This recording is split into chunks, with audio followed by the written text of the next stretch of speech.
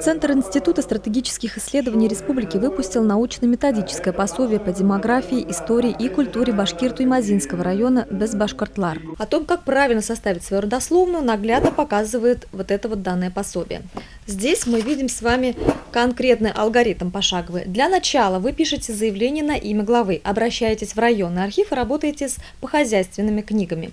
Далее вы обращаетесь в национальный архив, где работаете с метрическими записями, сельскохозяйственной переписью 1917 года с ревизскими сказками и другими документами. Таким образом, перечень документов собран, и вы можете спокойно составлять свою родословную. Пособие содержит фундаментальные материалы ревизии с 1816 года. Каждая деревня включена в дело. То есть человек приходит в архив, и он не потеряется. Он точно знает, какое дело ему заказать, где он найдет своих предков. Вот такие брошюры мы сейчас презентуем. Эти брошюры готовы по 16 районам.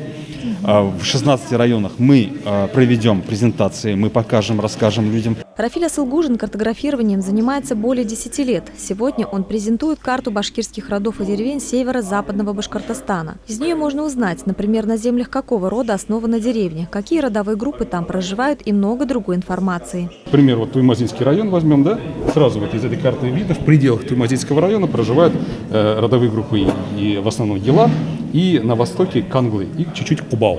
Но специфика региона, мы сразу видим, что это очень плотный заселенный регион, что это тут очень много населенных пунктов, что тут редко бывает так, чтобы в одном населенном пункте проживал какой-то один башкирский род.